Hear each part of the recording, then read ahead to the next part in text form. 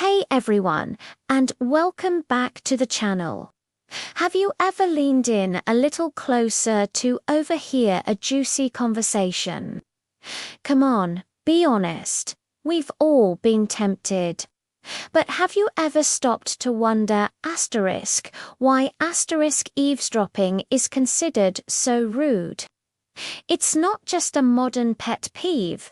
The idea of respecting private conversations has a surprisingly deep and fascinating history. But let's rewind the clock. Way back in ancient societies like Rome and Greece, privacy wasn't really a thing the way we think of it today. People lived in close quarters, and public life was everything. However, even then, there was an understanding that certain conversations, especially those concerning politics, business, or personal family matters, were off limits.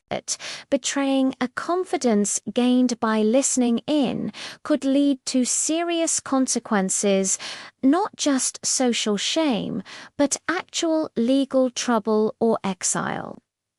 The idea was that trustworthy communication was the glue holding society together, and eavesdropping was like pouring acid on that glue. As we move into the medieval and Renaissance periods, the concept of privacy started to take a more definite shape, especially among the nobility and the growing merchant class. With the rise of private homes with separate rooms, people began to have a physical space for private life. This is when the idea of a man as home is his castle really began to form. Eavesdropping was seen as a violation of this sacred domestic space.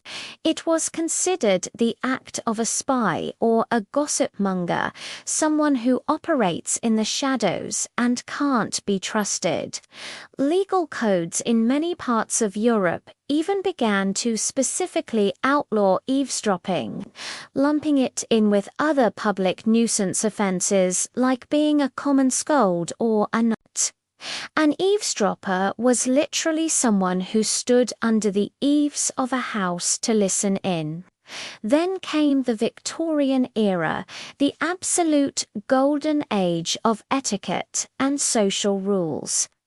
The Victorians were obsessed with propriety, reputation, and maintaining a respectable public image. In their world, eavesdropping was a major social sin. It suggested a lack of moral character and refinement. Books on manners from the time are filled with strict warnings against listening to conversations not meant for you. Why? Because the Victorians believed that a person's private thoughts and words were their own property. To listen in without permission was a form of theft, stealing someone's private sentiments. It was an invasion that could ruin reputations, break engagements, and cause massive scandals, which, as you can imagine, they were desperate to avoid. Jumping to the modern day, our technology has created a whole new minefield for eavesdropping. It's no longer just about leaning against a door. It's about reading texts over someone's shoulder, checking a friend's DMIs without asking, or using smart devices to listen in. But the core principle remains exactly the same as it was centuries ago. Respecting someone's privacy is about respecting them as an individual. It's about trust. When we choose not to eavesdrop, we're telling the people around us, I trust you, and you can trust me. Your private world is safe. It's a fundamental building block of any healthy relationship, whether it's with a friend, a family member, or a colleague. So, the next time you feel that urge to listen in on a whispered conversation, remember this long history. You're not just breaking a modern rule of etiquette.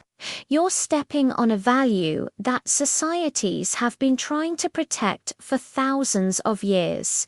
It's a small act of respect that makes our social world a much kinder and more trustworthy place to be. Thanks so much for watching. If you found this little trip through history interesting, please hit that like button and consider subscribing for more deep dives into the why behind our social rules. Let me know in the comments if you have any other etiquette questions you'd like me to explore. See you next time.